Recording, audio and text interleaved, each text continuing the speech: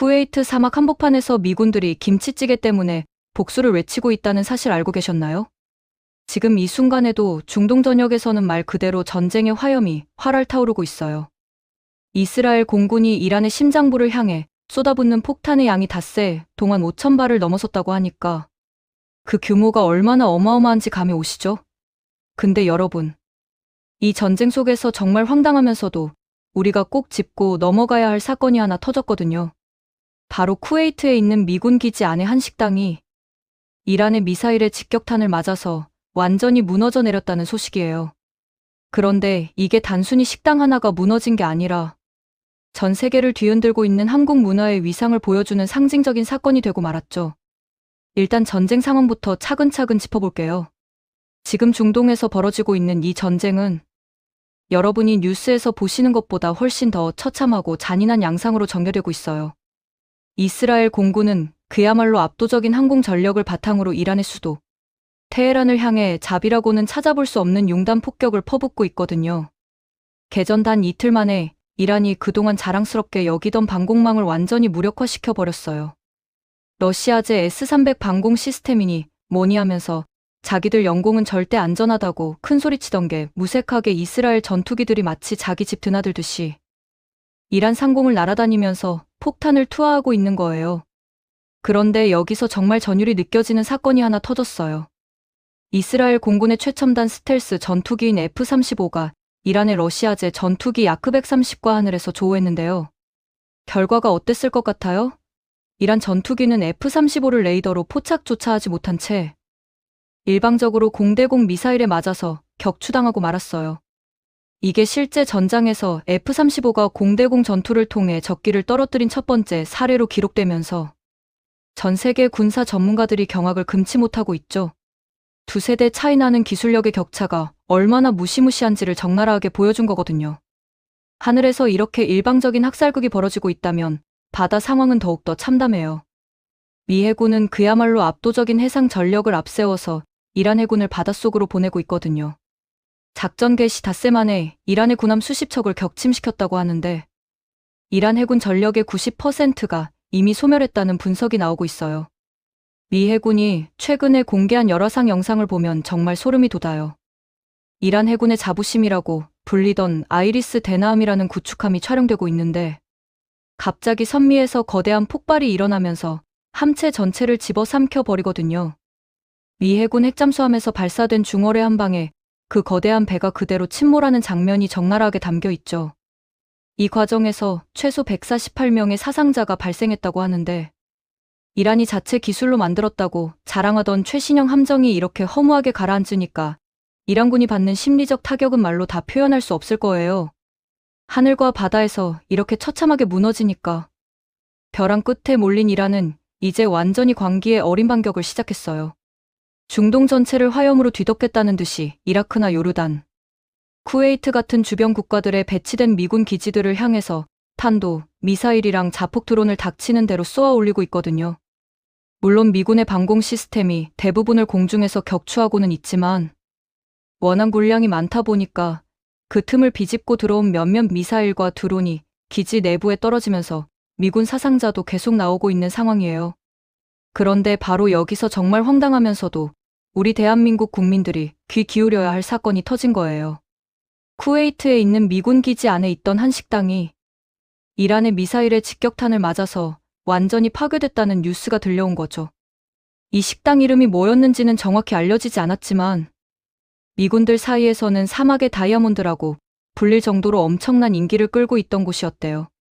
여기서 김치찌개랑 불고기, 오이김치 같은 한국 음식을 팔면서 쿠웨이트 사막 한복판에서 고생하는 미군들의 입맛을 완전히 사로잡고 있었던 거거든요. 특히 이 식당의 시그니처 메뉴였던 한국식 마늘 치킨이 미군들 사이에서 폭발적인 인기를 끌고 있었다고 해요. 매콤달콤한 소스에 마늘 향이 가득한 이 치킨을 먹기 위해서 미군들이 줄을 서서 기다렸다는 거죠. 근데 이 식당이 이란의 미사일에 맞아서 완전히 무너지니까 단골 식당을 잃은 미군들이 엄청나게 분노하면서 김치의 복수를 하겠다고 다짐하고 있다는 거예요. 진짜 웃기면서도 심각한 상황이죠. 이란 정권은 자기들이 미군 기지를 폭격한 거라고 생각하겠지만 사실은 전 세계 미군들의 사랑을 받고 있는 한식당을 날려버린 거거든요. 여러분, 이게 왜 중요한지 아시겠어요? 요즘 미군들 사이에서 한식 인기가 정말 상상을 초월할 정도로 대단하거든요. 괌에 있는 미군 기지 PX에 가보면 전자레인지로 돌려먹는 한국 냉동식품들이 진열되자마자 품절될 정도예요. 비빔밥이니 불고기 덮밥이니 하는 간편식들이 미군들 사이에서 완전히 필수품으로 자리 잡은 거죠.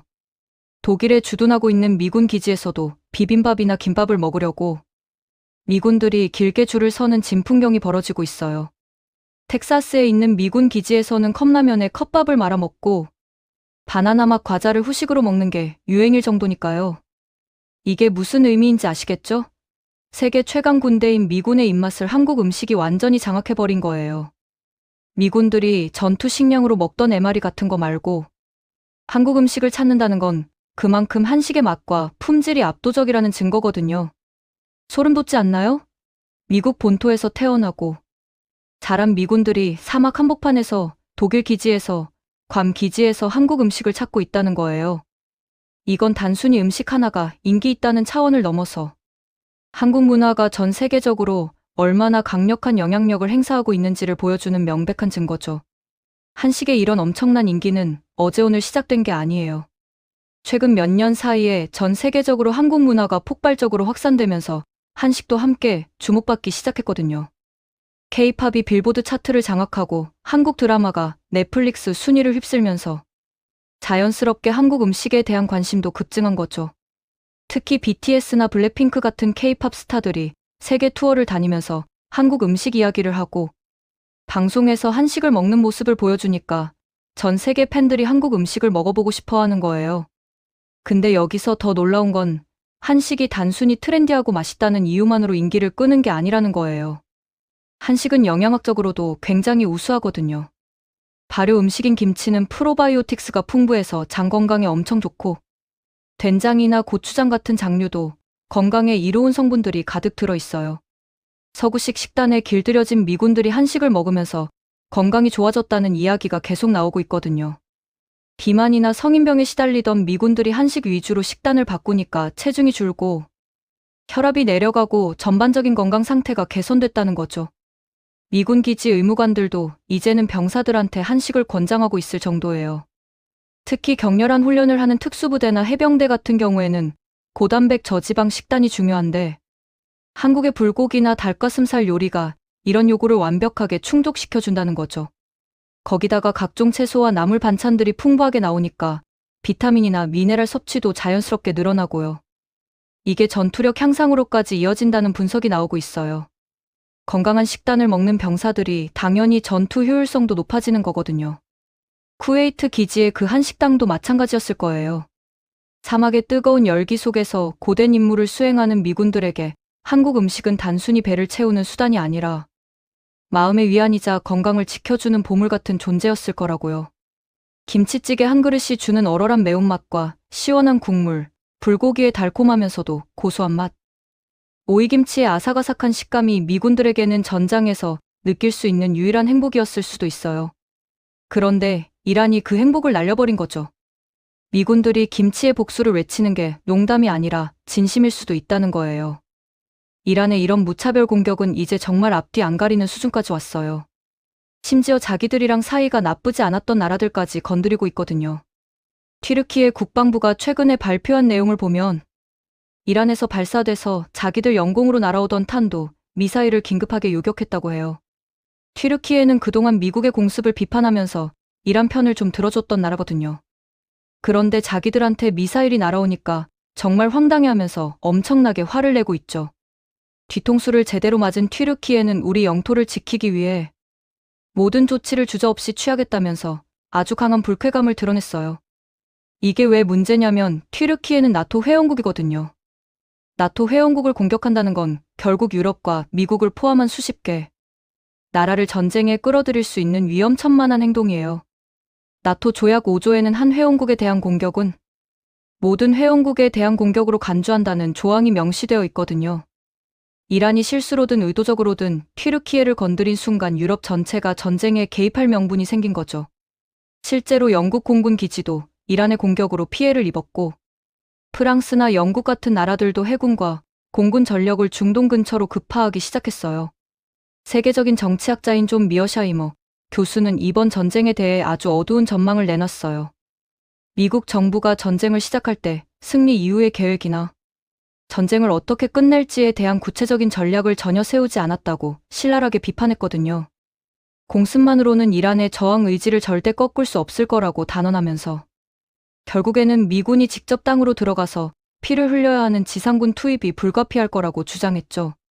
특히 이란이라는 집단은 자기들이 무너지기 직전이 되면 전 세계의 에너지 공급망인 호르무즈 해협을 봉쇄하거나 사우디아라비아 같은 나라들의 정유 시설을 공격해서 지구 전체를 경제적 재앙으로 몰고 갈 수도 있다고 경고했어요. 전 미해군 제독인 마이크 스터드먼도 날카로운 분석을 했는데요. 지금 이란 해군 배들이 가라앉는 건 그냥 빙산의 일각일 뿐이라고 해요. 이란의 진짜 무서운 점은 이런 정규 군함이 아니라 보이지 않는 곳에 숨겨진 비대칭 전력에 있다는 거죠. 이란 혁명 수비대가 보유한 수천 척의 소형 고속정들이 미 해군의 거대한 항공모함이나 구축함들에 벌떼처럼 달려드는 군집 공격 전술을 준비하고 있다는 거예요. 이런 작은 배들은 레이더에도 잘 안 잡히고 숫자가 너무 많아서 아무리 뛰어난 방어 시스템이라도 완벽하게 막기가 어렵다는 분석이거든요. 또 이란이 막다른 골목에 몰린 만큼 전 세계 곳곳에 있는 자기들의 협력 조직들을 동원해서 테러나 파괴 활동을 이어갈 가능성이 높다고 봐요. 레바논의 헤즈볼라, 예멘의 후티 반군, 이라크의 시아파, 민병대 같은 조직들이 미국과 동맹국들을 상대로 게릴라전을 펼칠 수 있다는 거죠. 이건 군사적으로 이긴다고 해결되는 문제가 아니라서 전 세계가 최고 수준의 경계 태세를 유지해야 한다는 뜻이에요. 더 걱정되는 건 지금의 지도부를 제거한다고 해서 상황이 끝나는 게 아니라는 사실이에요. 이란의 최고 지도자인 하메네이가 사라지면 그 자리에 그의 아들인 모즈타바 하메네이가 올라올 가능성이 큰데 이 사람은 자기 아버지보다 훨씬 더 공격적이고 호전적인 인물로 알려져 있거든요. 이란의 핵무장을 강력하게 주장하는 강경파 중에 강경파라서 그가 권력을 잡으면 항복 대신 전 세계와 함께 죽겠다는 길을 선택할지도 모른다는 거죠. 이런 이유로 지상군 투입이 필요하다는 데는 다들 동의하지만 현실적으로 미군이 땅으로 들어갔다가 희생자가 많이 나오면 미국 내 여론이 안 좋아질 게 뻔해서 쉬운 결정은 아니에요. 그런데 갑자기 예상치 못한 곳에서 지상전이 시작됐다는 소식이 들려왔어요. 이란 정권이랑 오랜 시간 싸워온 쿠르드족 반군이 미국의 지원을 받아서 이란 본토로 진격을 시작했다는 거거든요. 수천 명의 반군이 이란 안으로 들어갔다는 보도가 나오고 있는데 미국 정부는 공식적으로는 부인하고 있지만 사실은 이란 내부의 민중 봉기를 끌어내려고 이들을 비밀리에 지원하고 있었다는 이야기가 많아요. 이게 성공하면 미국은 자기 병력을 투입하지 않고도 이란 정권을 무너뜨릴 수 있게 되는 거죠. 결국 이번 전쟁은 예상보다 훨씬 길어질 것 같고 전 세계 경제에도 엄청난 타격을 줄 거예요. 유가가 치솟으면서 인플레이션이 심화될 거고 글로벌 공급망도 혼란에 빠질 가능성이 높거든요. 그런데 이 와중에도 우리가 주목해야 할 부분들이 있어요. 바로 한국의 전략적 가치가 급상승하고 있다는 점이에요. 미국이 보여준 이번 압도적인 무력 시위는 대만을 노리는 중국에게 강력한 경고가 되고 있어요. 중국은 이란이 개전하자마자 방공망이 무력화되고 해군이 전멸하는 걸 보면서 자기들이 대만을 침공했을 때 어떤 일이 벌어질지 뼈저리게 느끼고 있을 거거든요. 특히 F-35 같은 최첨단 스텔스 전투기가 실전에서 증명한 압도적인 성능을 보고 중국군 수뇌부는 지금 엄청난 충격에 빠져 있을 거예요. 중국이 자랑하는 J-20 스텔스 전투기가 과연 F-35와 맞붙어서 이길 수 있을지 장담할 수 없게 됐거든요. 이런 상황에서 한국의 방산 기술이 주목받고 있어요. 한국은 세계에서 손꼽히는 방위 산업 강국으로 성장했거든요.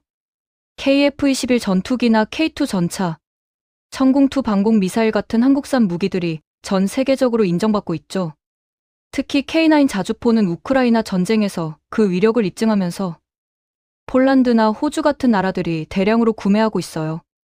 한국의 방산 수출액이 최근 몇 년 사이에 폭발적으로 증가해서 이제는 세계 상위권에 진입했거든요. 미국도 한국의 방산 기술에 주목하고 있어요. 특히 미군이 운용하는 패트리어트 방공 미사일 시스템의 재고가 우크라이나 지원으로 많이 소진되면서 한국산 방공 시스템에 관심을 보이고 있거든요. 한국의 천궁2는 패트리어트와 비슷한 성능을 보이면서도 가격은 훨씬 저렴하고 생산 속도도 빠르다는 장점이 있어요. 실제로 미국 국방부가 한국산 무기 도입을 검토하고 있다는 보도가 나오기도 했죠. 그리고 이번 전쟁에서 드러난 또 하나의 중요한 포인트는 바로 드론 전력의 중요성이에요. 이란이 미군 기지를 공격할 때 사용한 자폭 드론들이 상당한 위협이 되고 있거든요. 한국은 드론 기술에서도 세계적인 수준을 자랑하고 있어요. 한화나 LIG 같은 한국 기업들이 개발한 군용 드론들이 정찰부터 공격까지 다양한 임무를 수행할 수 있도록 설계되어 있죠. 특히 한국군이 개발 중인 자폭 드론은 적의 방공망을 무력화시키는 용도로 최적화되어 있어서 미국이나 유럽 국가들의 관심을 받고 있어요. 소름 돋지 않나요? 중동에서 전쟁이 벌어지는 와중에도 한국의 기술력과 문화적 영향력은 계속해서 세계를 장악해 가고 있다는 거예요. 미군들이 쿠웨이트 사막에서 한 식당을 잃고 분노하는 그 순간에도 한국산 무기들은 전 세계로 수출되고 있고 한국 문화는 계속해서 확산되고 있어요. 이란이 러시아에 보내던 무기 공급 라인이 이번 전쟁으로 끊기면서 우크라이나 전쟁 상황도 변하고 있어요. 러시아가 이란으로부터 공급받던 샤헤드 자폭 드론 같은 무기들이 끊기니까 우크라이나에 대한 공격 강도가 약해지고 있거든요. 이건 한국에게도 기회예요. 우크라이나가 필요로 하는 방공 시스템이나 포탄 같은 걸 한국이 공급할 수 있다는 뜻이거든요. 실제로 한국 정부는 우크라이나에 대한 인도적 지원과 함께 방위 산업 협력을 강화하고 있어요. 중동 전쟁이 길어지면서 에너지 가격이 오르고 있는데 이것도 한국에게는 위기이자 기회예요. 한국은 오래전부터 에너지 효율성을 높이고 신재생 에너지 기술을 개발하는 데 투자해왔거든요. 특히 원전 기술에서는 세계 최고 수준이에요. 아랍에미리트에 건설한 바라카 원전은 한국의 원전 기술력을 전 세계에 증명한 대표적인 사례죠. 사우디아라비아나 폴란드 같은 나라들도 한국산 원전 도입을 검토하고 있어요. 게다가 한국의 조선 산업도 다시 부활하고 있어요. 액화천 연가스 운반선이나 초대형 원유 운반선 같은 고부가 가치 선박 시장을 한국이 장악하고 있거든요. 중동 전쟁으로 에너지 수송 수요가 증가하면서 한국 조선소들의 수주가 급증하고 있어요. 현대중공업이나 삼성중공업 같은 한국 조선소들이 전 세계 LNG 운반선 시장의 70% 이상을 점유하고 있다는 거 아시죠? 이렇게 보면 중동에서 벌어지고 있는 이 전쟁이 한국에게는 여러 측면에서 전략적 기회가 되고 있어요. 물론 에너지 가격 상승이나 글로벌 경제 둔화 같은 부정적인 영향도 있지만 한국의 기술력과 문화적 영향력이 더욱 강화되는 계기가 되고 있다는 거죠. 미군들이 쿠웨이트에서 한 식당을 잃고 슬퍼하는 그 모습 속에서 우리는 한국 문화의 진정한 힘을 볼 수 있어요. 전쟁이 벌어지는 위험한 지역에서도 사람들은 한국 음식을 찾고 한국 문화를 소비하고 있거든요. 이건 단순히 유행이나 트렌드를 넘어서 한국이라는 나라가 가진 소프트 파워의 실체를 보여주는 거예요. K-팝 스타들이 세계 투어를 돌면서 수십만 명의 관객을 모으고 한국 드라마가 넷플릭스 순위를 장악하고 한국 영화가 아카데미 시상식에서 상을 휩쓸고 있는 이 모든 현상들이 우연이 아니에요. 한국이라는 나라가 가진 창조적 에너지와 기술력, 문화적 역동성이 만들어낸 필연적인 결과거든요. 그리고 그 중심에 한식이 있어요. 한식은 단순히 맛있는 음식이 아니라 한국 문화의 정수를 담고 있어요. 김치 하나에도 수천 년의 발효 기술과 지혜가 담겨 있고 된장찌개 한 그릇에도 한국인들의 정성과 손맛이 녹아 있거든요. 이런 음식을 먹으면서 외국인들은 자연스럽게 한국 문화를 경험하고 이해하게 되는 거죠. 미군들이 한식을 먹으면서 한국에 대한 긍정적인 인식을 갖게 됐고 그게 한미동맹을 더욱 강화하는 역할도 하고 있어요. 실제로 주한미군으로 복무했던 미군들이 본국으로 돌아간 뒤에도 한국 음식을 그리워하면서 한인 식당을 찾는다는 이야기가 많아요. 그들은 단순히 음식만 그리워하는 게 아니라 한국에서 보냈던 시간과 경험했던 문화 전체를 그리워하는 거거든요. 이게 바로 문화의 힘이에요. 총과 대포로는 절대 만들 수 없는 진정한 유대감과 이해를 음식이라는 매개체를 통해 형성하는 거죠. 쿠웨이트 기지의 그 한 식당도 마찬가지였을 거예요. 그곳은 단순히 식사를 하는 공간이 아니라 미군들에게 작은 위안과 행복을 주는 특별한 장소였을 거라고요. 전쟁의 긴장감 속에서 김치찌개 한 그릇이 주는 따뜻함과 위로가 얼마나 소중했을지 상상이 가시죠? 그런 공간이 사라졌으니 미군들이 분노하는 게 당연해요. 그리고 이 사건은 또 다른 의미도 갖고 있어요. 한국 음식이 이제는 단순히 한국인들만 먹는 민족 음식이 아니라 전 세계 사람들이 즐기는 글로벌 음식이 됐다는 증거거든요. 미군 기지에 한식당이 있다는 것 자체가 한식의 세계화를 상징적으로 보여주는 거죠. 이탈리아 음식이나 중국 음식처럼 한국 음식도 이제는 어디를 가든 찾을 수 있는 보편적인 음식이 된 거예요. 재밌게 보셨다면 구독과 좋아요, 알림 설정 부탁드립니다.